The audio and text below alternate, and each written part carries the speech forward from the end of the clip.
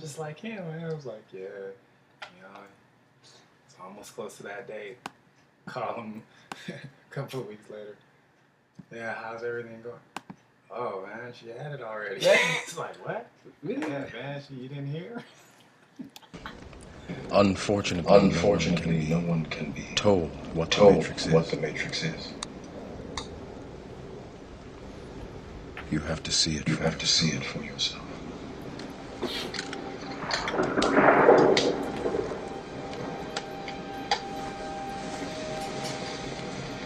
This is your last. This is your last chance. After this, there is no turning back. You take the blue pill. You take the blue pill. The story ends. The story ends. You wake up in your bed. You wake up in your bed and whatever you want. Whatever you want. You take the red pill. You take the red pill. You stay in Wonderland. You stay in Wonderland. And I show you how deep the rabbit hole goes.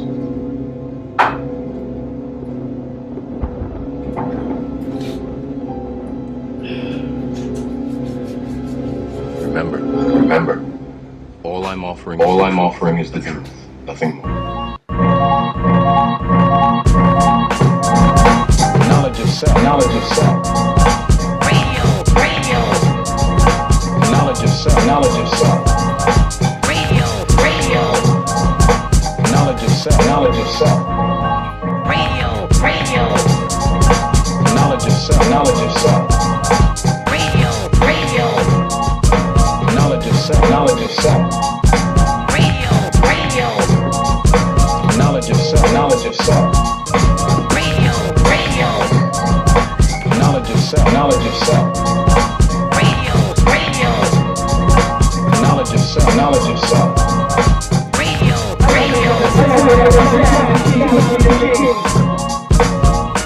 Uplift the mind, bring out the sun.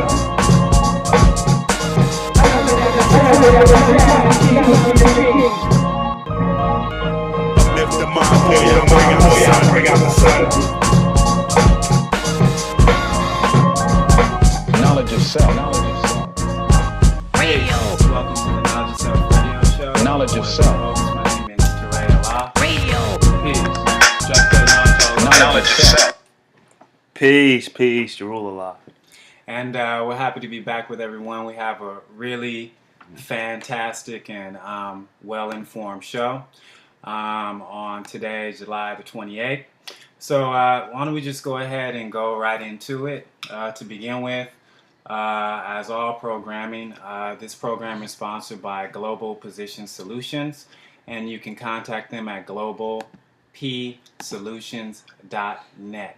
For those of you who are entertainers, this is a really good company to contact to provide you with guidance and marketing skills in that area. Why don't we go ahead and give you some basic information in terms of how to reach us.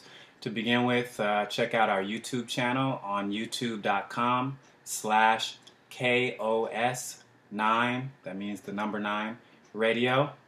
Also contact us through facebook.com/KOS.radioshow, as well as Twitter-KOS Radio 123.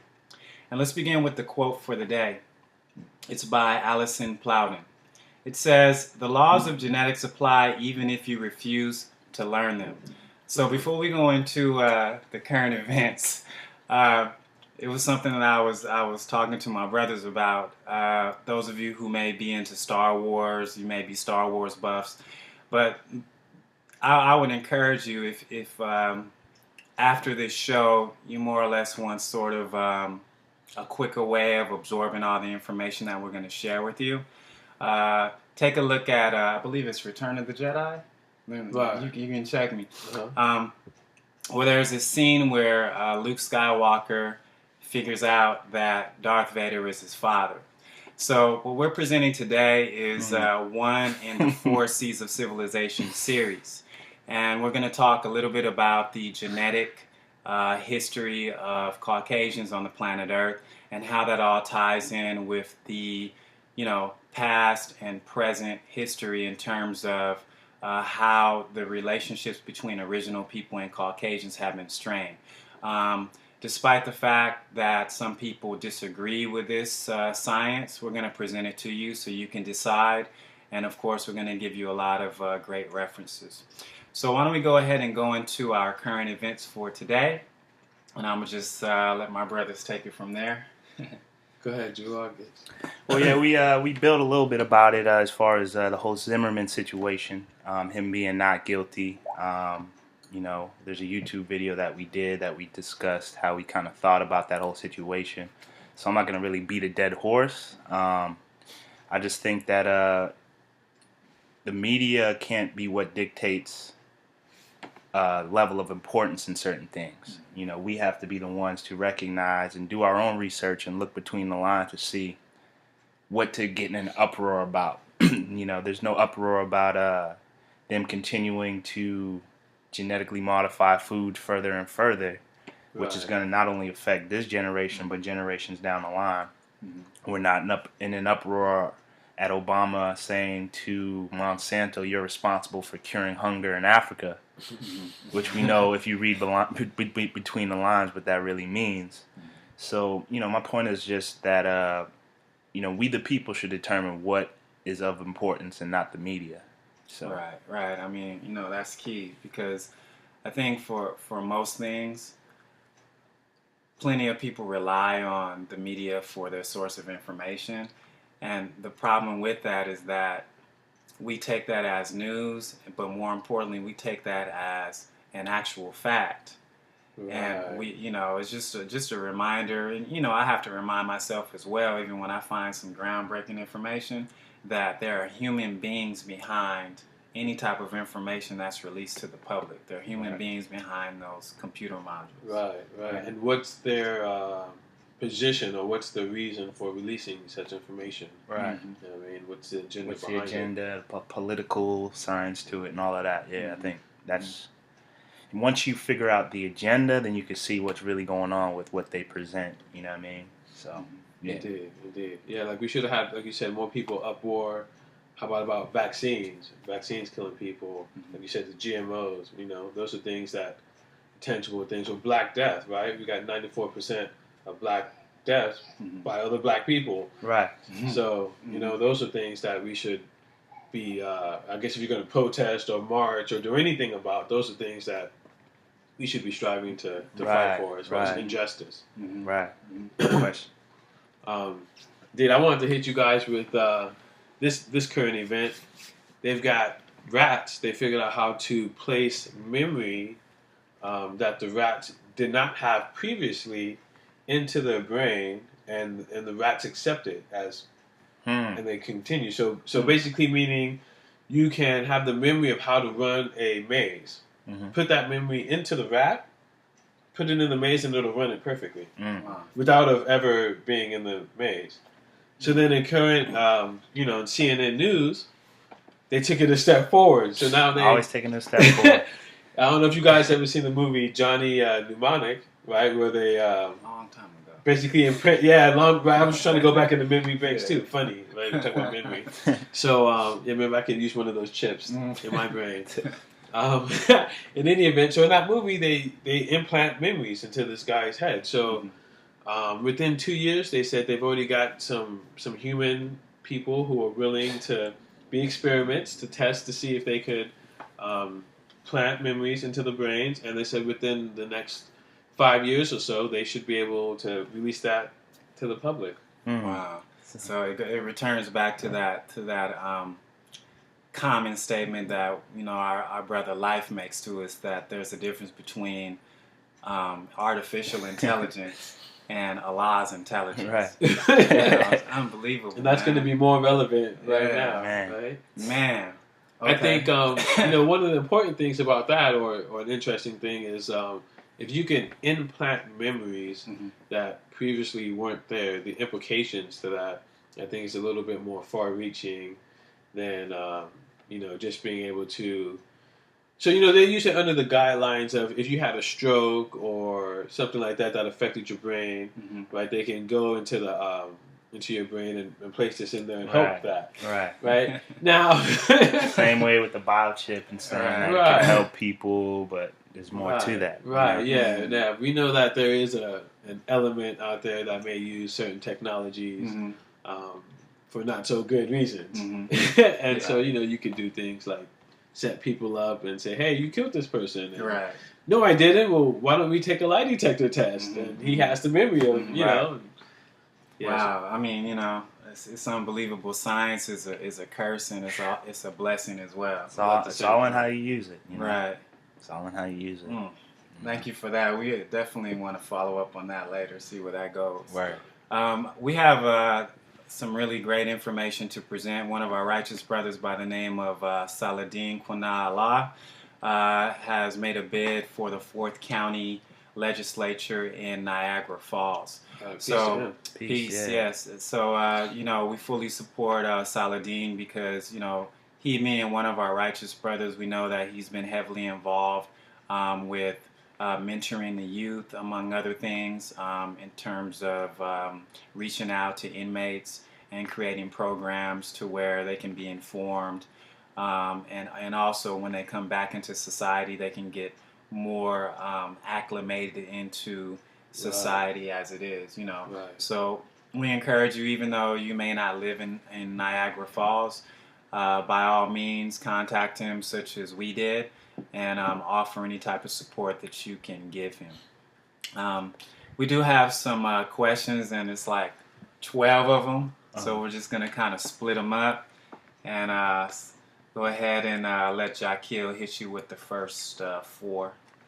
All right, so peace. So some of the questions we got for the show today is, what is the Caucasian or white people's history, genetics, etc.?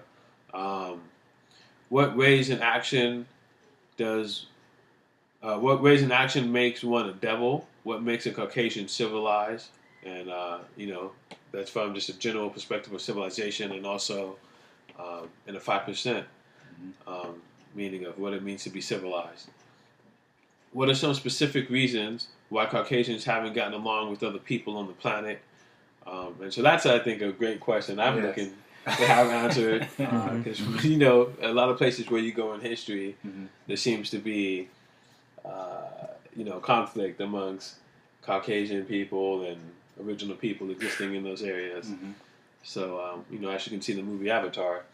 In any event, the 4th question: what is the difference? Is there a difference between white and Caucasian? Thank you. Okay, I'll take it from there. So, how long have the Caucasian's phenotypical traits existed? That's number 5. Number 6 is, what evidence is there that Caucasians descend from original black people? That was number 7 is, how has there ever been a group of Caucasians that's helped original people and added to their civilization? That's a real question that I have. Number 8, are Caucasians related to the original people, and how? And number 9, what is the white man's religion? And why is the segregation, economic discrimination, systematic genocide of original people crucial to the Caucasian survival? Why do Caucasians interact so harshly with our environment? And how is this a predictor of their future? So when we talk about how Caucasians historically have dealt with the environment, this is not just coming from original people. This is also coming from scientists who are white. And I mean, you have a whole bunch of activists that'll confirm this. So think about organizations like Greenpeace. They're one of the most radical organizations in terms of fighting against some of the issues going on with the environment and big corporations. And finally, which is one of my favorites, what is eugenics and how was it used? Okay, so keep those questions in mind. Is it used? Right. It's still used in this day and time, Exactly. Let me give you all the references. Of course, everything that we present to our listeners, it's all rooted in research, and we're very selective about what we want to use. So usually if we find several different sources that are in some way similar, then we generally tend to use them, or we look up a little bit more information, because we just don't pick the first thing that we see and say, oh, this is great, and share it with you. So we're very careful about that. The first reference comes from website www.dlcstlc.com. It's titled European Skin Pale Only Recently. So that's, European Skin Turned Pale Only Recently. It's a really interesting film. All right, you see Jeru is showing it to you. And that's out of the sciencemag.org. So if you want to look into the sciencemag.org archives, you would find that article in there. Thanks, Jeru. Secondly, The Human Tree. The Human Tree is a really great documentary which talks a little bit about genetic markers and actually talks about the origin of all of the, I'm going to say, cultures that are present today. Right. We try to avoid race, but if you hear it say it, okay, that's just how it is for that period of time. Right. That's available on Netflix, too, by the way, for anyone who's got an account. Yeah. Or a friend who wants to lend you the password. So check out Human Tree. Also, another really good article is out of www.mayoclinic.com. And it's an article about phenylketonuria. Oh, phenylketonuria. It took me months to learn that one. Man, say it one more time for me. Phenylketonuria. All right. And I know Jeru is going to be building on how that relates to today's discussion about the genetics in Caucasians. Also, there's something titled The Hyksos, A Critical Factor, which is something you can find on YouTube. It's a lecture by Ashra Kwesi, and you can spell his name Kwesi, first name Ashra. And he's talking a lot about some of the history that we're going to present to you about the earliest interruption of the Nile civilization by the peoples from the Caucasus Mountains. And one of my favorites is an interview with Michael Bradley. You can also find this on YouTube through COW. So if you put in a search, C.O.W, and put Michael Bradley, you'll be able to hear a little bit about his discussion with the host in terms of the Caucasians' aggression on the planet Earth and what are some of the underlying factors of that. And finally, I would encourage everyone to look at an article titled www.nature.com. Again, this all supports the research we're presenting with you today about genetics and the origin of Caucasians. So why don't we just go ahead and get into it, gentlemen? Yeah. And again, remember that scene in Star Wars when Luke Skywalker found out that Darth Vader, the evil empire, who was trying to annihilate people, was his father. So on the flip side of that, believe it or not, and I know all of us can attest to this, that even in 2013, when you tell someone who's Caucasian that their ancestors or people classified as Caucasian with white skin were not the first inhabitants of the planet Earth. Okay, and there's a whole bunch of research to support that, but you still have a lot of people who, say that that's false. We still need to prove it. So that's one of the things that's going to come out in this discussion. Not that I'm going to walk up to someone who's Caucasian and say, "Hey, I'm your father." But the point is, historically speaking, we always attest to the fact that original people are the mothers and fathers of civilization. So I just wanted to give it over to Shaquille to take us into the first couple of points, so we can add on from there. Indeed. So, Peach, what I'll be talking about is white versus Caucasian, and I find that interesting because although you have a lot of people who may consider themselves to be white, genetically they're not. They have more ancestry with original people, even going back to Africa, right? And so we know scientifically speaking that black is dominant, meaning and that's by their own law, right? That if you have one drop of so-called Negro black blood in you, that makes you black. And we know that black, more scientifically speaking, is being is formed by dominant and recessive traits, right? And so, when you look at someone, like I won't mention any names, but I know a particular person who's Italian, has got black hair, right? Dark, brown eyes, total dominant kind of features, and classifies himself as a white boy. And so, that kind of led me just to, look at, well, what's the difference between white and Caucasian? Why can someone be Caucasian but not necessarily be white?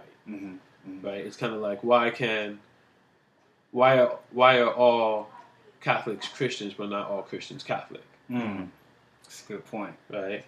And so when you look at the origin of Caucasian, that actually came around by a fellow. His name is Johann Friedrich Blumenbach. I hope I said that right. He's a German fellow, and he made a thesis, very popular thesis that was published in 1775 called the pardon me. Not Viagra, right? Not Viagra. The variety of mankind. And within that, he definitely brought forth the what he thought to be the white race based on phenotype, skull, and basically he broke it up within the two groups, like what he thought to be attractive and whatnot. And so there's where you really have the classification back in 1775 of Caucasian being different than white. And then, fast forward in time, there was actually a court case where an Indian fellow was trying to get nationalized or whatever, and he said, well, I'm considered to be Caucasian because part of Caucasian area would cover India. And they said, well, yeah, you're Caucasian, but you're not white. Wow. Yeah. Okay, so it sounds like being classified as white is more of how shall I say? It's a social prescription, meaning that it denotes dominance. Okay, so I'm going to quote El Hajj Malik Al-Shabazz. He said that when a white man says that he's boss, or when a white man says he's white, he's saying that he's boss. Okay, and that's prevalent in this society because, to my knowledge, at least in the history here in North America, I've never heard, on paper, I've never heard people who may be of quote-unquote Caucasian origin refer to themselves as such. It's always white. Right. Even on your census, and I just want to add on, the thing about the census, the way this ties in, is if you look at how everything is classified, it's based on white being considered the dominant factor in our society. So we're called black, correct? But then non-white, and then we classify Hispanic, but of non-white origin. It's always compared to white, like white would be the original foundation of all existence, kind of thing. Yeah. Right. So that's really key what you're pointing out right there. Is there did anyone come up with like a general timeline as far as when people with white skin or Caucasians appeared on the planet? I mean, because I know there are a lot of different things out there that can be read. Some say 50,000 years ago. Some say 12,000 years ago. Some say 6,000 years ago. Is there any consensus in terms of what you guys found in your research that may give us a better idea about the timeline we're dealing with? From my research, it was you can't really trace it past 12,000 years ago. But some say closer to 6,000 as far as white skin, blonde hair, blue eyes. So anytime before that, you can't really see it on the planet. This is based on the human genome from my research. Okay. Yeah, I've heard a bunch of different numbers too. 6,000 years ago. I've heard, I want to say, not quite 25,000 years ago, but somewhere within that range. But like God said, once you go past a certain event, you don't see them anymore. Right. That's true. And I think a lot of our research brings up the fact that in terms of anthropology, that anthropology cannot be fully relied upon to explain thousands of years of history. Okay, there are a lot of things that have been found which refutes earlier claims, and let's begin with the most original claim that black people or people whose genes root in the continent as you call Africa, we call it Asia, but just for sake of being, politically correct for our viewers, we'll say the continent of Africa.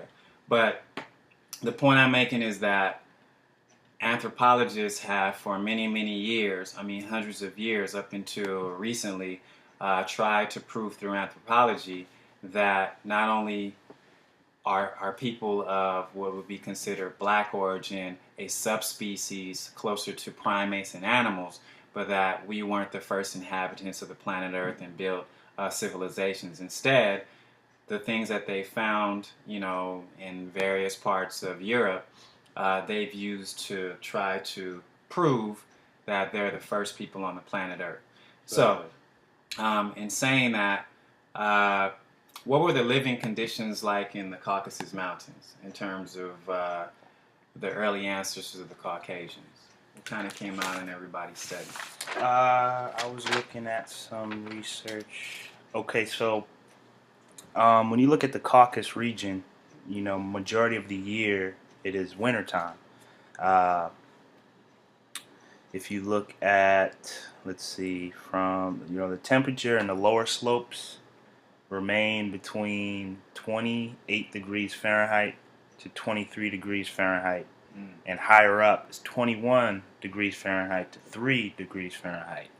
At night, 19 to 14 degrees Fahrenheit and 14 to negative 5.8. Still frosty. Yeah.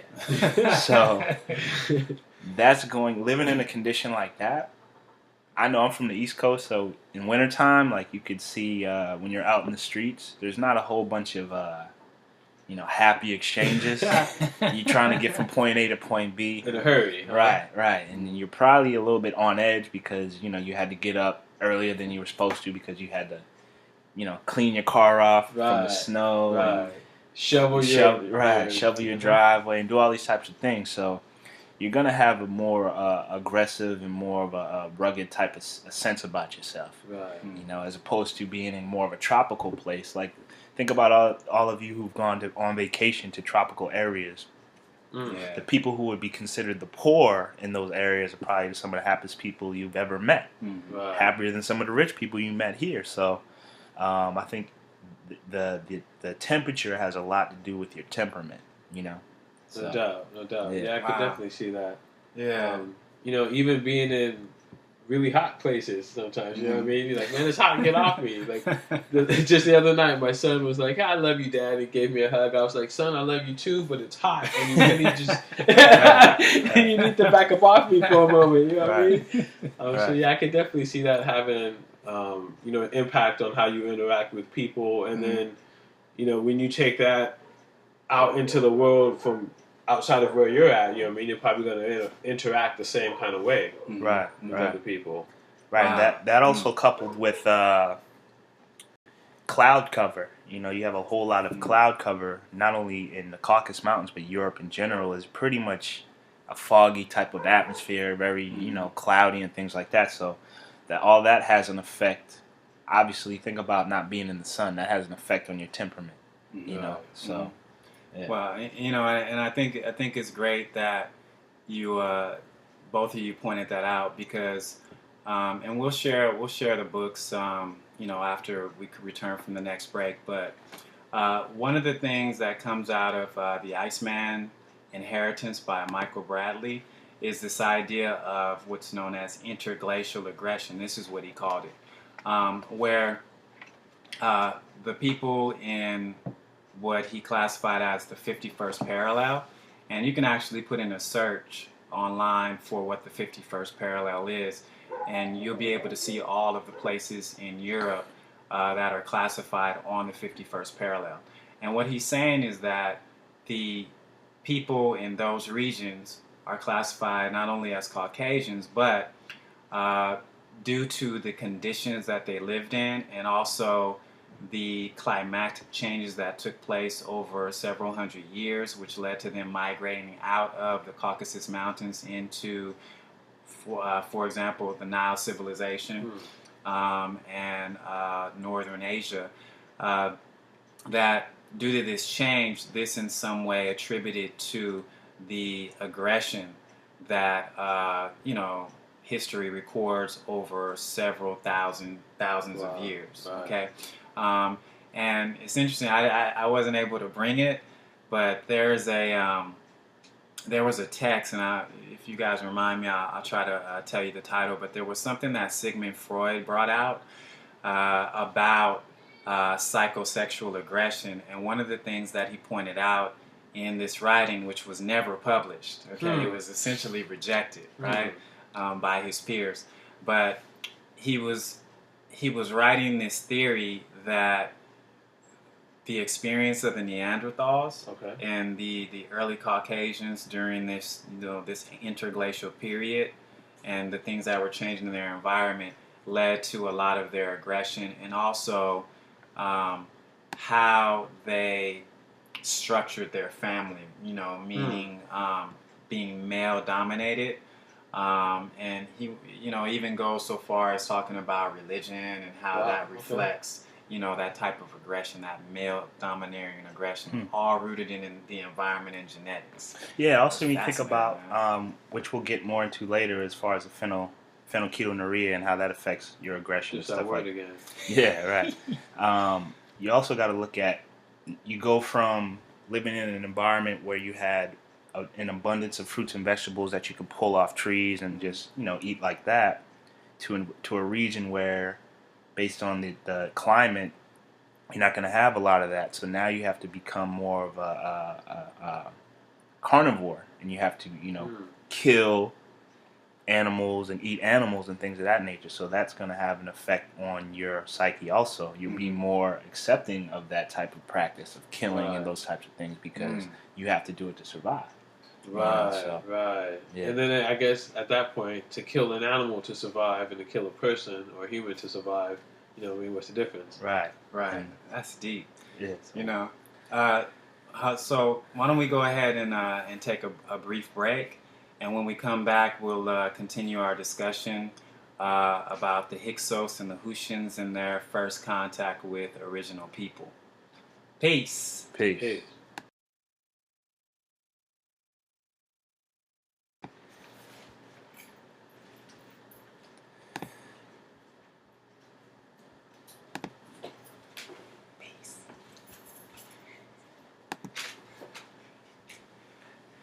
His hair looks like mine when I was a kid. Is it playing?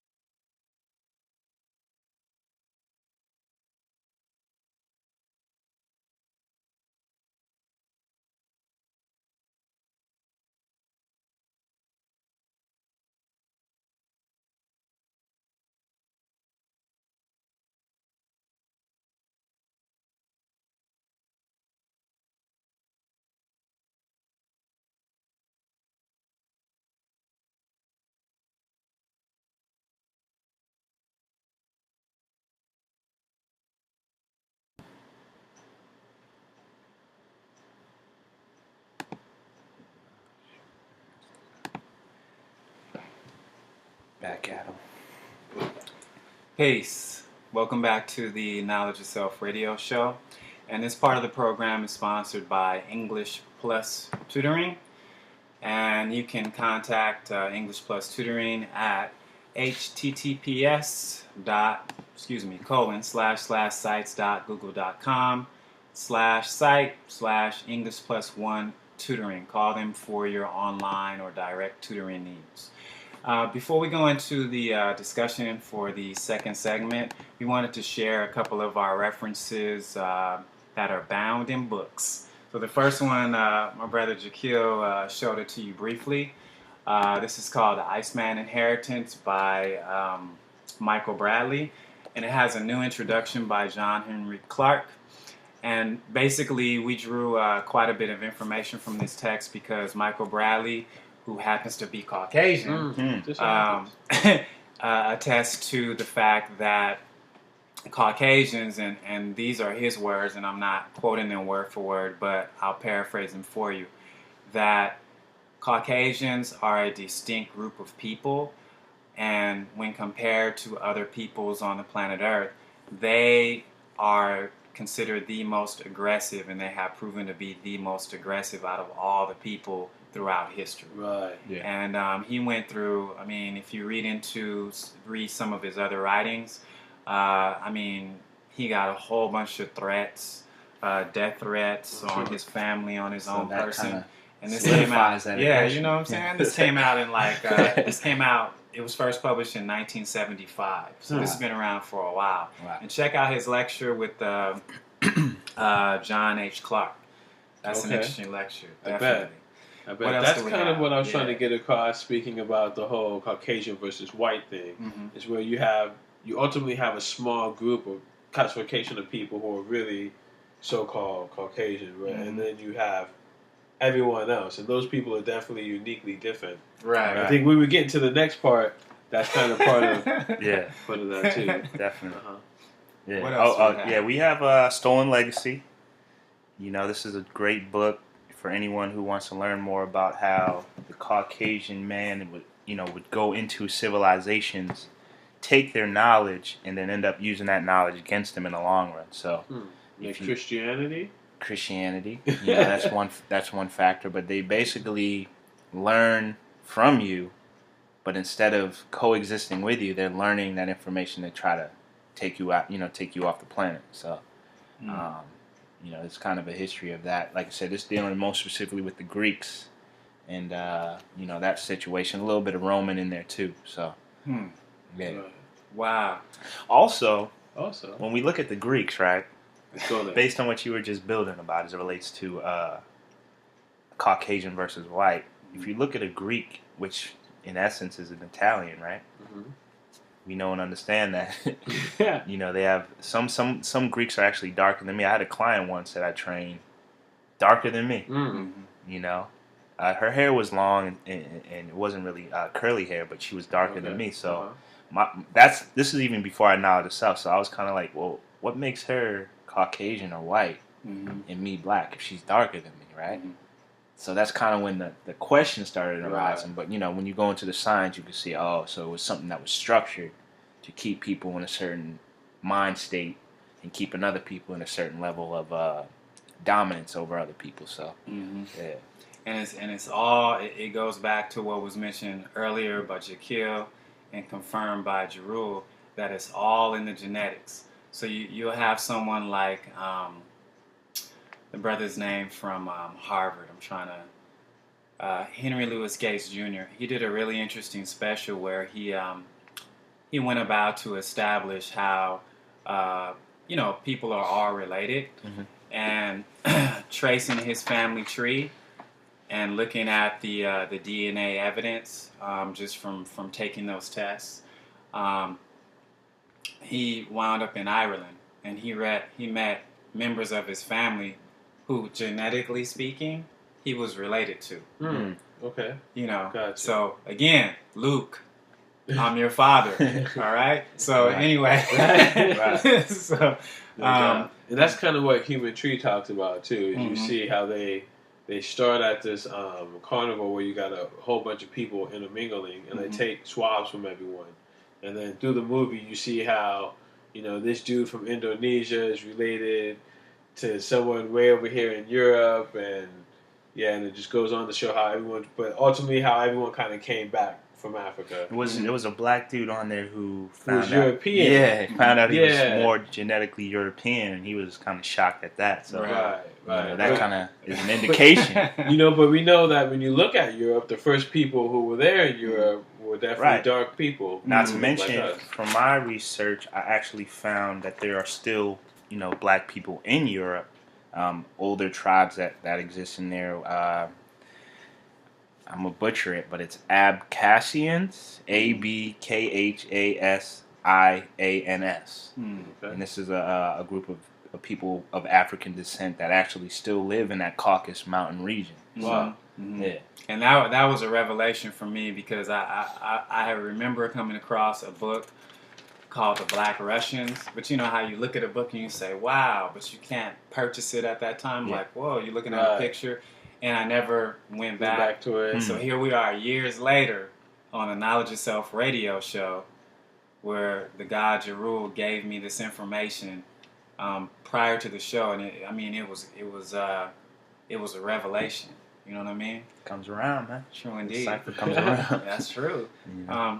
So when we left off, we were going to talk a little bit about the first contact that people from the Caucasus Mountains made with the early civilizations of original people.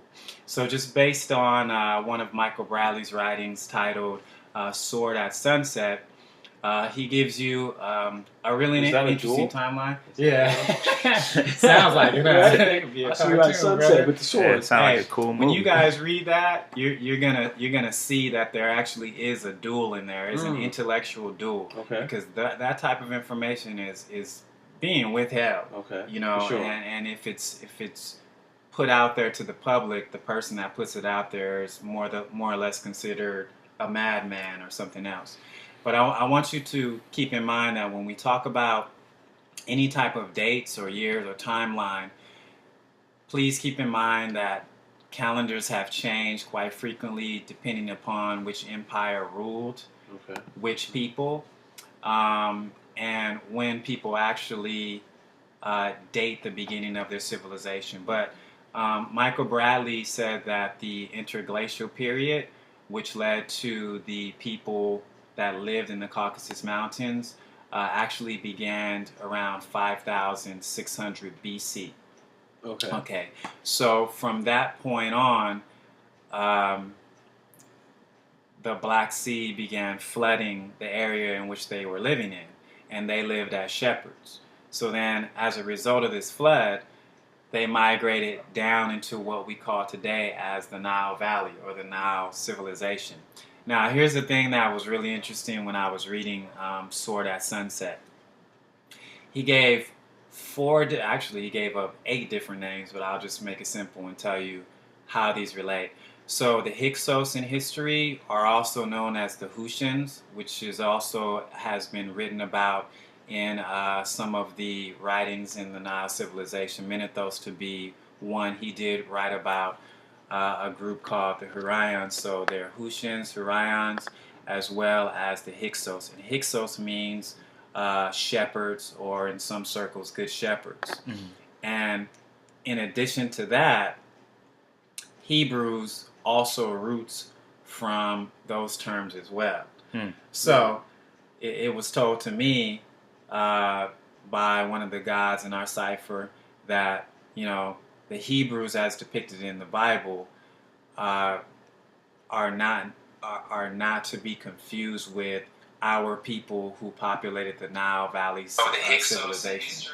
So in saying that, if you take a look at Brother Ashra Kwesi's lecture, he talks about how the Hyksos invaded what's known today as Egypt during the 12th dynastic period.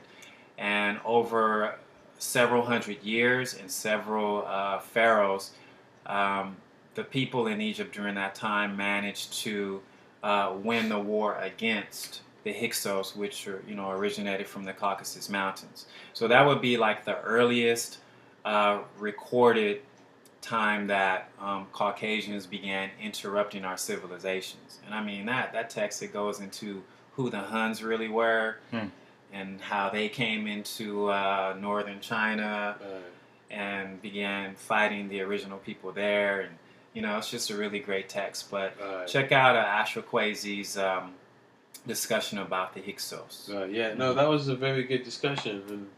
And part of that, they mentioned how the Hyksos were brown, yellow, and white people who were coming through doing this, fighting Egypt and whatnot. And there had been many battles. And then, like you said, you have the Mongolians who came in, and then they were fighting amongst people.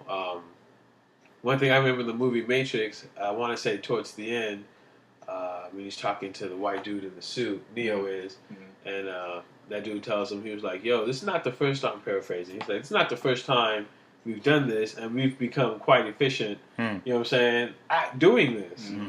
And so, when you look at the people coming in to evade and then eventually taking over, when you take it to our degrees, that the trader left and there was no one left to speak the language. In other words, those people who came with them maybe from the Caucasus Mountains then took over and then shunned all those people to the bottom. Yeah, you did all the work. Now we're going to come in and take all the credit and run the civilization the way that we want to see it run. Right, and that's a really deep discussion because he was talking about civilizations that were there prior to the civilizations in Egypt that people generally go to in terms to understand some early dynastic history. That there are people before them who will be considered of darker skin. Darker skin, I'm saying. Okay, quote unquote. So now, what does all this have to do with genetics? So that's the next leg of this discussion.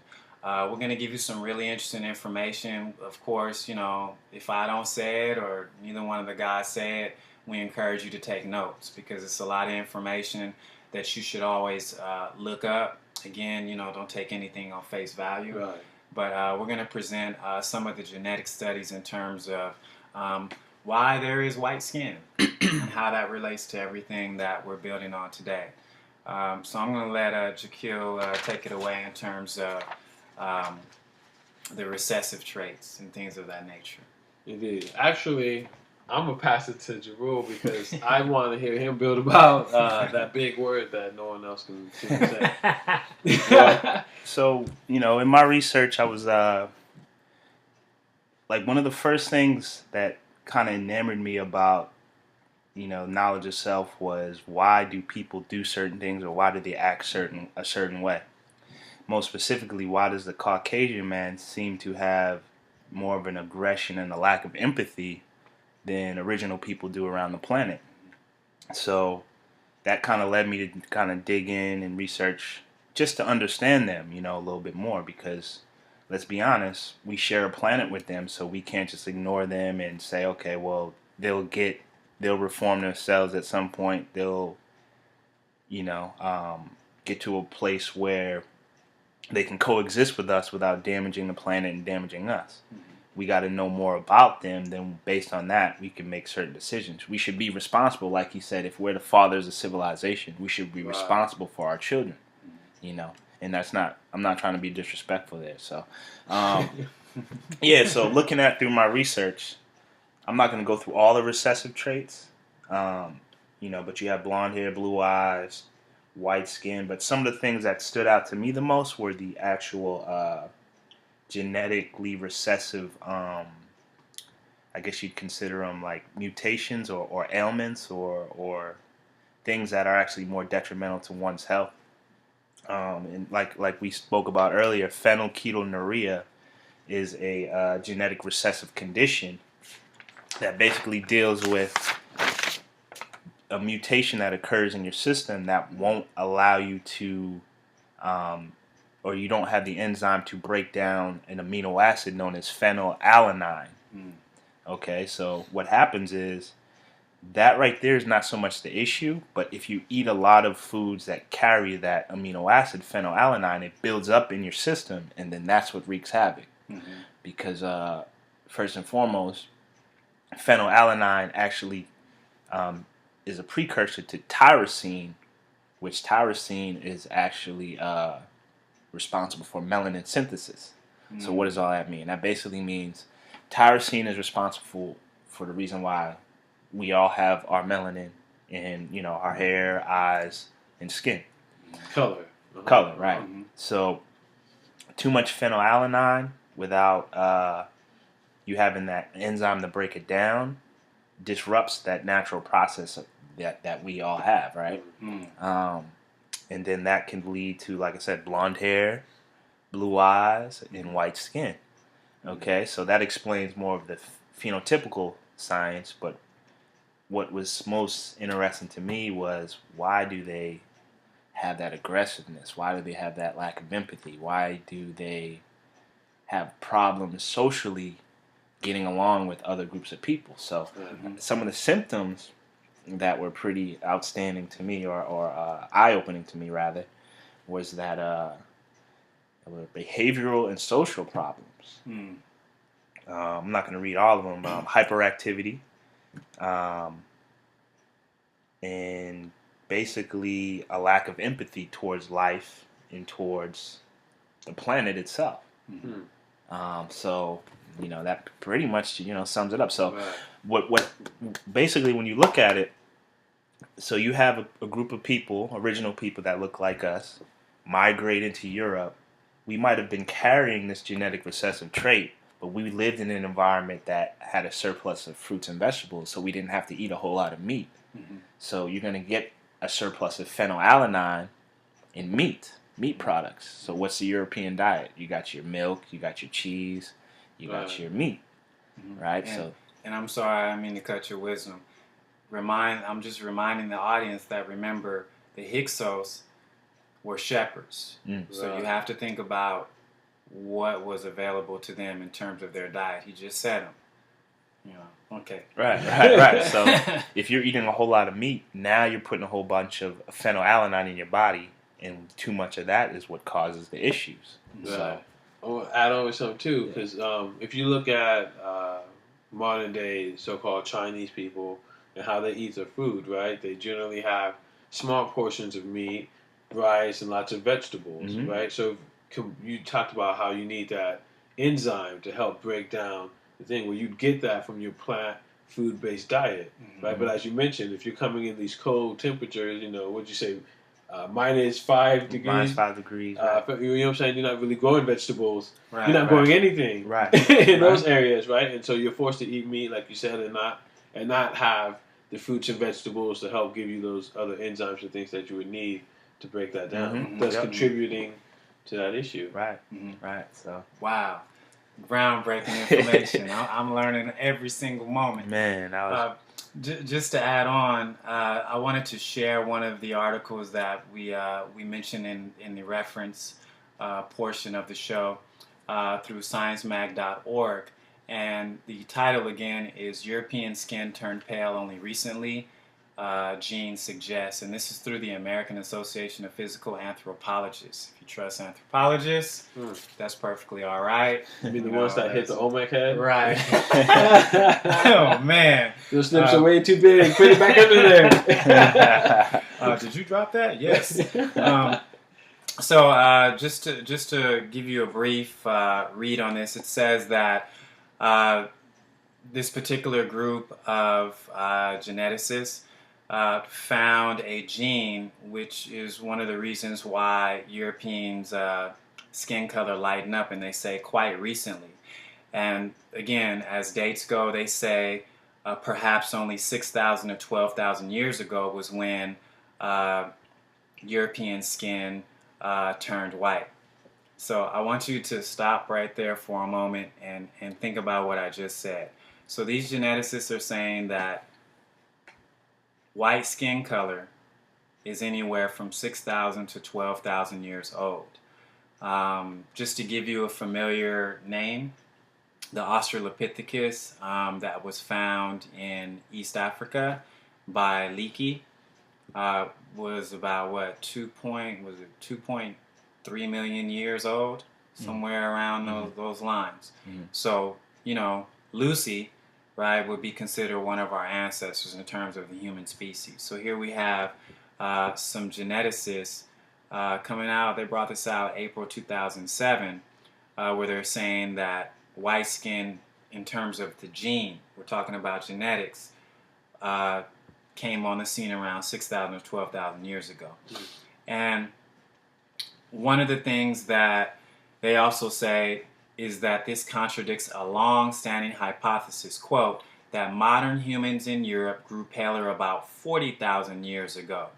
So the people that descend from these people whose skin lighten up, right, their ancestors had to have been, original people, dark-skinned people. Now, you can go ahead and read about it on your own. One of the people part of this research is a woman by the name of Heather Norton of the University of Arizona, Tucson. And she said, quote, the evolution of light skin occurred long after the arrival of modern humans in Europe, So that's just, more information that we're trying to share with people, that, it's really important that you teach children while they're young, you know what I mean? Because we're just now learning about some of this stuff as adults. Right. Okay. So aside from that, we wanted to go into another discussion about white skin and melanin deficiency, which is pretty much, shared by Jerul. So why is it that white skin is considered deficient of melanin? Just briefly, like what can we tell the people melanin is, and how does that operate in the body? From my research, melanin, it has a lot of jobs within the body. You can really find it in just about any organ, but it really is kind of it basically it has a great ability to exchange energy. So, like, for example, the sunlight that you take in, it's great at transferring that sunlight into usable energy for your body, amongst other things. They actually use it on spaceships, and I found that in my research. Yeah. So what that does is it allows the spaceship to withstand the heat of the sun when it's going into space. So so that's just one benefit of melanin. But there's many. Indeed, yeah. Melanin is responsible for a lot of things, and then you talked about the energy transfer, right? Where you take energy from matter and then matter to energy. Your science people talk about transduction, right? And so I think the absence of melanin is definitely a huge what's the word I'm looking for? It's not beneficial to you if you don't have melanin, because now you're missing out on a greater propensity to exchange energy to matter, right? Something functional that you can use versus someone who doesn't have that. Right. And it goes into a conversation we had a few days ago about melanin production. So, again, we always have to study the sciences before we present this information to all of you, because we always like to have a really good foundation as far as what we're saying, so that because anyone can sit here and just make up stuff, but all over YouTube. You know what I mean? Yeah, it's on YouTube. It must be true. You know what I'm saying? Even before YouTube, thinking that white skin was something that was actually desirable and beneficial to one's health. We were taught that. I can remember being a youngster, taught that whole Darwin science and all of that. You know what I mean? Like, nah. Right. Well, but again, though, I would say that, and then that's part of the trick, right? Is look over here while I do something over here. Yeah. If you were in a certain place, right, like you were in Europe, you would want to be a little lighter, right? We're not talking about white skin, though, right? Absence of melanin, but you would definitely lighten up a little bit if you try and get all the sunlight that you can get, right, for your body. Mm-hmm. Yeah. And just like just like we do here in California, I get darker in the summertime, I get lighter in the wintertime. Mm-hmm. Mm-hmm. But you still have that black dominance, or that you gene, still that have phenotype, melanin, that yeah. look, that melanin, Yeah. right? And I think that's part of the trick is they're trying to get you to look at white as something that's different than Right.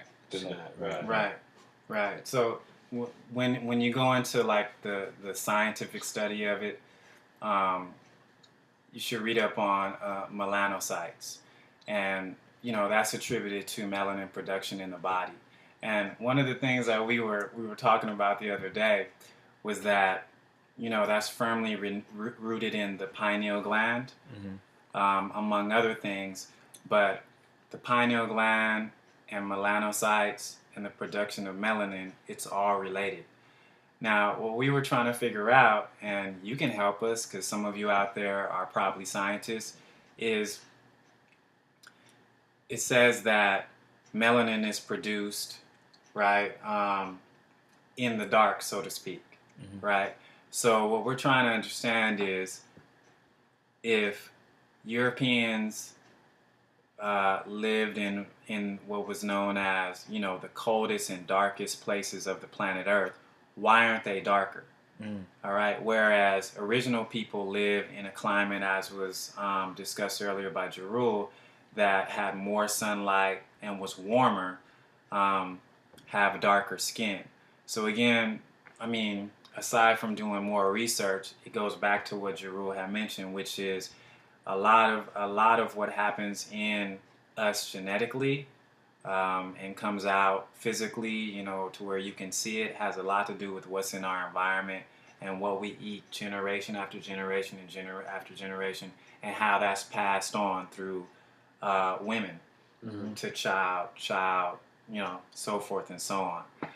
Yeah, I think it's important to look at, the science of genes and how they mutate some instances for a beneficial reason, and then other instances where it's not beneficial, Right. And through all the research I've done as it relates to white skin, blonde hair, and blue eyes, I can't really find any reason why that would be beneficial,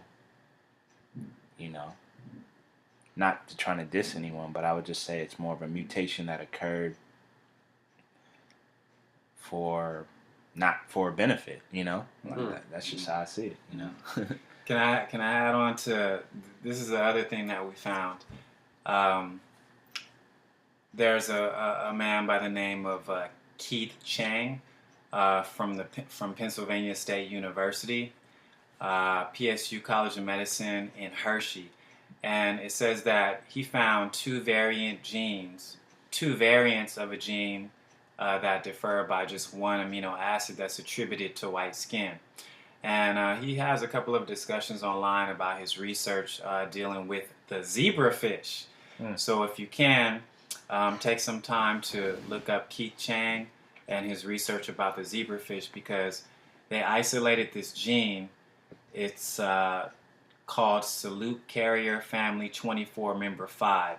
So that's classified as SLC24A5, which he is saying that causes pale skin.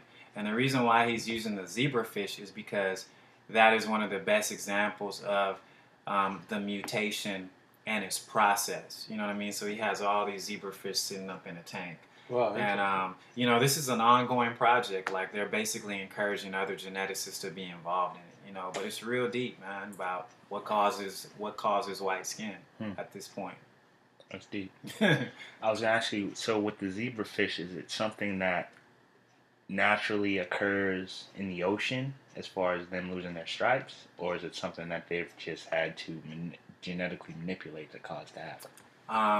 My understanding is he's saying that the reason what leads to white skin is it's a difference between one gene.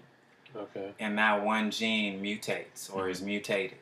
So it says that, and I'm quoting, nearly all Africans and East Asians had one allele, whereas 98% of the 120 Europeans they studied had the other.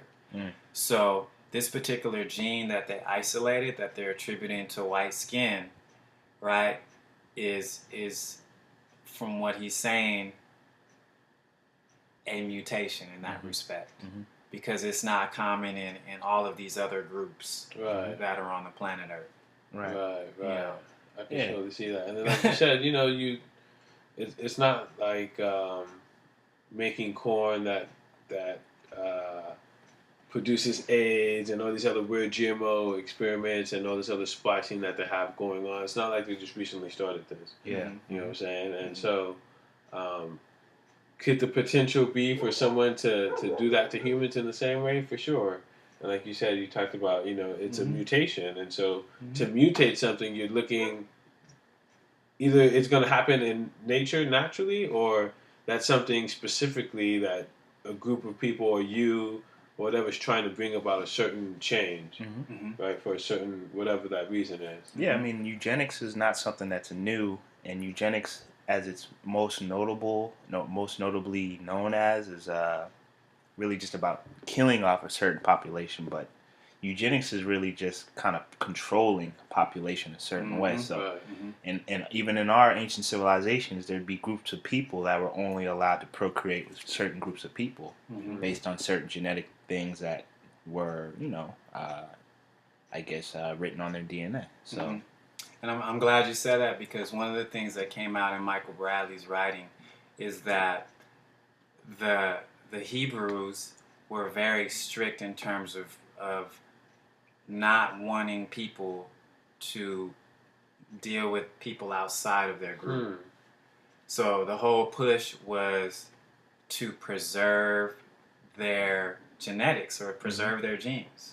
Wow. So that's kind of, to me, that's an indicator of them understanding that if they were to mix with other people, they would probably lose some of what made them Hebrew, or what made them that group of Hebrew. Wow. So I'm going to say, but I'm going to quote you later about something you said as it relates to that later. Okay. But why don't we go ahead and take a break and come back with origin, genetics, and how it's affected the course of history. Peace. Peace.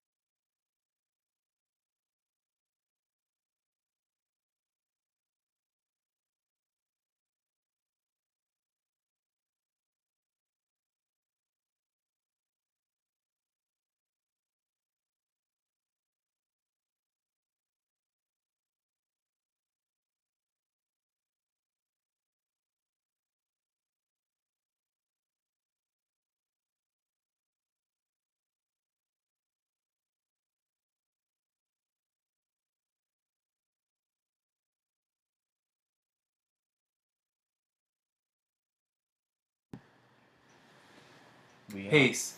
Welcome back to the Knowledge of Self radio show. My name is Teray Allah. Peace, Jarullah. Peace, Jakil Knowledge Allah. And before we went out on break, we were talking about the genetic studies involved in what causes white skin and some of the science that supports it. So for this segment, we wanted to continue to talk about not only the origin of the genetics as it relates to people from the Caucasus Mountains, Caucasians, but also how this has affected the course of history.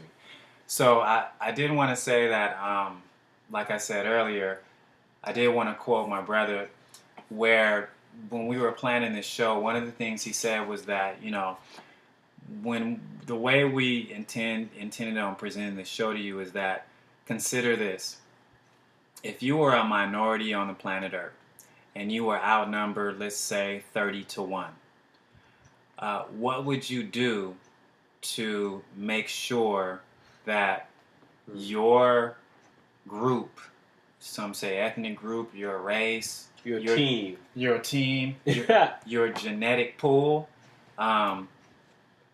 was you know, how would you preserve their future? How would you preserve their survival? Mm-hmm. So some of the aggression throughout history basically confirms the fact that, of course, there were people way back who understood that there was some sort of threat. Mm-hmm. All right. Of course, it wasn't an accurate threat, mm-hmm. but it was a thought to where someone said, you know what? From what we can see, we're a very small group of people, so we have to show our own dominance, if not to create fear in those who outnumber us, but at least to put them under our control. So that may be a simple explanation as far as some of the aggression we've seen from Caucasians outside of the genetic study. Mm-hmm. So why don't we go into genetics, because I know that came up. Like, how does genetics relate to this study that we're presenting today? What is genetics, and you know, how has it been used, and how is it being used today? Right. Were you gonna? Yeah. Okay. Well, I was just gonna say, you know, when you look at Caucasian people, truly Caucasian people, those who would be blonde hair, blue eyed, and white skin, and go in the sunlight and can't get darker, they just turn red. If that type of person was to procreate with an original person, black hair, curly hair, dark skin, that child is no longer going to be Caucasian, right? So that being said, if I'm an individual who knows this, mm-hmm. logically I'm going to say, well, I have to do something so that not only me, but my people can stay on this planet. Mm-hmm. So let me develop certain systems to keep my people from procreating with others or intermingling with others. Also, since I'm a minority, I need to figure out how can I be in a position to gain some resource mm-hmm. when if you look at my homeland, there's not a whole lot of resources in Europe. Right. So I need a little bit more. Right. Anyone who plays StarCraft understands the battle for resources.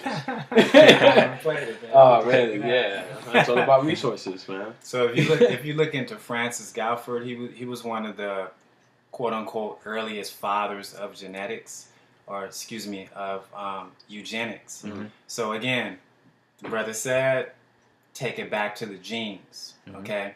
So in saying that, a lot of the way society is constructed is based on the idea to preserve one group of people over another. Mm-hmm. Okay, and if the minority group begins to dominate a group that they manage to classify as inferior, then that's where you have a completely different, you know, world society. All right, so a really good example of how eugenics works is that what you'll do is you will set it up to where a person that you feel has superior genetic qualities about themselves with another person that has an equal amount of superiority genetically, because you want to produce a particular type of person. Mm-hmm. Okay.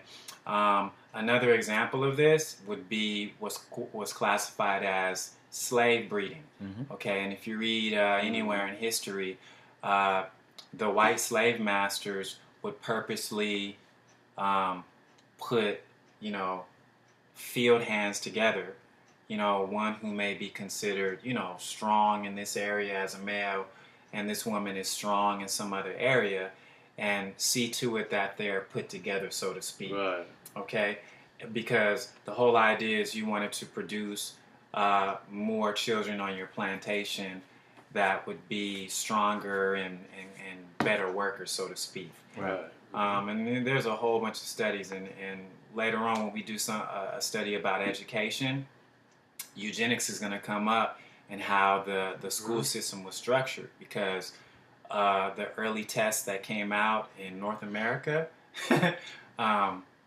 they called them IQ tests, but that was basically to confirm or try to prove eugenics, that, you know, this group of people, genetically speaking, are superior, which is why they're smarter, right? But it's a whole twist. It's so racist in nature. Definitely. To where they do things where they'll take the standardized test, and let's say they give it to 100 black kids, 100 Asian kids, 100 these people, right, and 100 white kids, and so they'll take all the scores back and they'll see how everyone scored, and then where the white kids scored the highest at, those questions will be in the test, whereas the questions that the black kids scored the lowest at, those kind of questions are going to be on their test. Right? So from the beginning, you already have it kind of set up to look a certain way, right? And so the guy that I mentioned in the beginning of the show,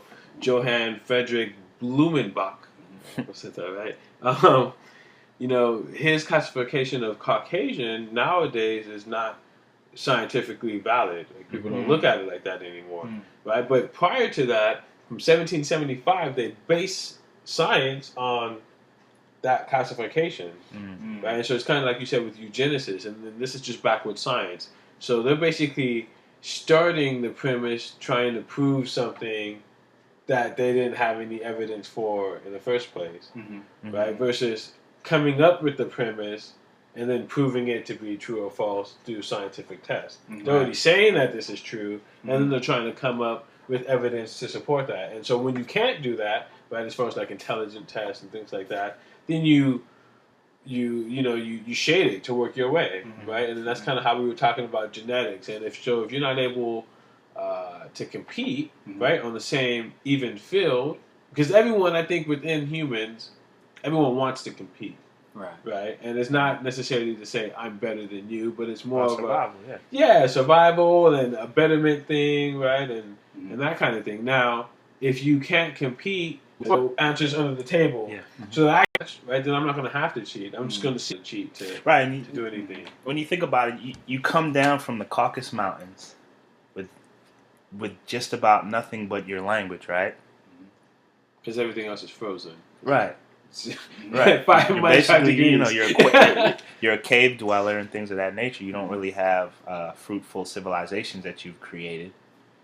And then you go into these regions where you see these colossal pyramids and structures that were built. You have people studying science, mathematics, and great things like that. How'd they do that? So you automatically, you're going to have a certain a sense about yourself that's kind of like, damn, I feel like almost demeaned in a sense, like, what's the word I'm looking for? Inept. Right.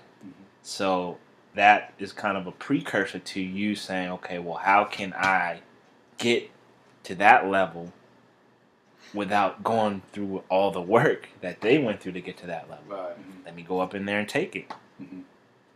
Wow. Let me take it. You know, and it's interesting what you said in terms of the things that Caucasians saw when they entered, for example, the Nile civilization.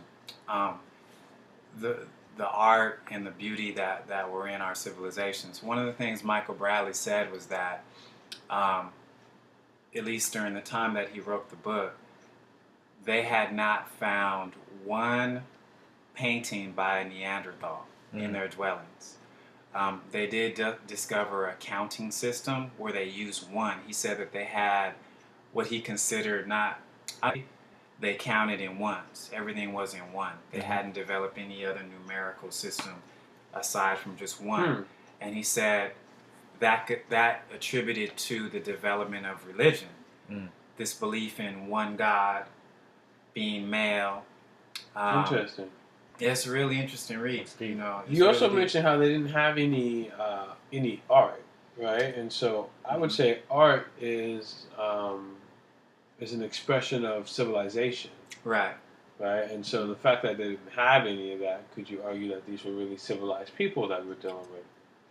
Well, I mean, according to Bradley's study and others that are out there, no, because the history of Caucasians on this earth has always been very destructive. And if you go and listen to that COW interview that Michael Bradley did, one of the first things he said was that if Caucasians can't rule the world, they're going to destroy it. Okay, and I'm quoting him. You can just listen to the interview. Right. Well, I mean, it's seen. You look around, you know, everywhere you go, you see pollution. You see them, you know, spilling oil and. My biggest thing was the pyramids, right? Something that we can all point to. Right. So here's my thing: is how come you're digging up, you know, this mummy and this great King Tut guy and these all these people, but you're not digging up like Julius Caesar and King George, right? Because those are your people, right? Just like I wouldn't dig up my own ancestors because that's disrespectful. You know what I'm saying, in that kind of way, right? But I would. Well, I wouldn't personally, but I could totally see digging up someone's people that weren't my people because I'm like, well, what do I care? Right. And so, you know, you could definitely see that. How did Christianity tie into the strained relationship or some of the aggression that can be attributed to Caucasians? How was religion used to do that? And specifically, we had Christianity in mind. Yeah. Well, on the last show we built on what's that brother's name who came to the Council of Nicaea and they tried to kill him. Arius. Yes, Arius. Yeah. So, you know, we know that Christianity, not as far as what we know it nowadays, but we had Christianity in its purest form as far as what it was. And you know, like you mentioned before, so you got a people who come from a region where nothing's plentiful, right? They had to live a certain kind of savage lifestyle just to survive, right? And so when you come amongst civilized people in civilization, that doesn't mean you're civil, right? You're just coming amongst the civilized people. Right. So what do? You cause trouble amongst the righteous, right? So you're going to come in. We've always been, in kind of maybe to our downfall, been really nice as far as, oh, look at the poor person, let's take a man and help him out. In this day and time still. Right, and so then, you know, then what happens is we take these people in, they come among us, we do training with them, they learn how we get down, and then weave their way into the hierarchy, and then take over, and you know what I'm saying, and run amok. Yeah, and I think religion is one of the best vehicles to do that. You know, because you not only create this image of superiority, but after thousands of years of painting this God other than, you know, the people that you're dominating on earth or on your plantation or wherever it is, it sort of reflects your mentality. You know what I mean? So if you paint a God that looks like you, what are you saying? Okay. And then not only that, you persecute people who rebel against that, who painted gods in their own image hundreds of thousands of years ago. Right. You know. And then back to that one thing that you were saying, right? So if you come in with that mentality, there can only be one God, and I'm the ruler and he looks like me, that means your God automatically isn't correct. Right. I wanted to share something that I would ask our viewers to watch. And hopefully you'll have the opportunity to buy the full writing. It's titled A Short Account of the Destruction of the Indies, and it was written in 1542, but published in 1552 by Bishop Don Fray Bartolome de las Casas. And he happened to be within the group that went to what's known as Hispaniola. During this time, it's known as the Dominican Republic, or the. This is that when he came among the indigenous people of the Indies, not only was it a whole bunch of people inhabiting those islands, but he said they were very civilized, they were very humble, and they were very meek compared to his people who apparently were civilized. He said that they made what would be considered civilized people in Spain look very uncivilized. And you have to be aware that, if I have my numbers correct, when de las Casas, when he went to the Indies, there were about 12 million indigenous people there. Within a few years, they reduced that population to about 2 million people. Wow. You know, so it's a fascinating narrative and a lot of information that you can read about what happened in the Indies. Like I said earlier in the Matrix, you know, that's not the first time they've destroyed Zion, and they've gotten very well at doing it. You look in Tasmania, you can't find a Tasmanian on the planet, right? They took those people out. So you talked about they reduced these people from 12 to 2 million. They took out a whole, you know, people to where you can't find them anymore. Right. And they made a cartoon about them. Wow, unbelievable. That's our recorded piece of history, see? So I wanted to give the people the last thought of the show, which is what we would like you to do: read and view. Please subscribe to the KOS9 Radio on YouTube.com. We would also like you to read The Science of Self and The Iceman Inheritance.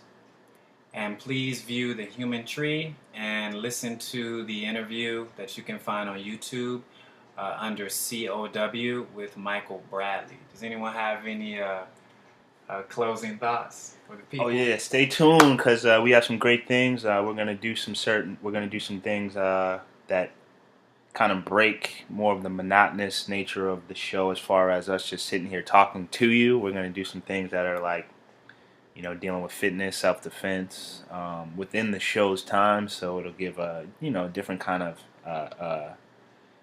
perspective to the show. And, you know, us being here, we have way more freedom, you know, and we look forward to, you know, adding on every week. No doubt. I would just say, you know, look forward for the hotness coming from KOS. Like you said, you know, we're free now, so we got a lot more movability as far as things we can do and what we can offer. So we'll be coming with some stuff for you. Yeah, well, actually, we even going on site, doing some things in the community, having shows. Let's not give it all away. Okay. Let's not give it all away. All right. Gotta keep the secret. Pardon me. All right. Well, yo, it was a pleasure being with all of you. Thank you for watching, and we will see you next Sunday. Peace. Peace.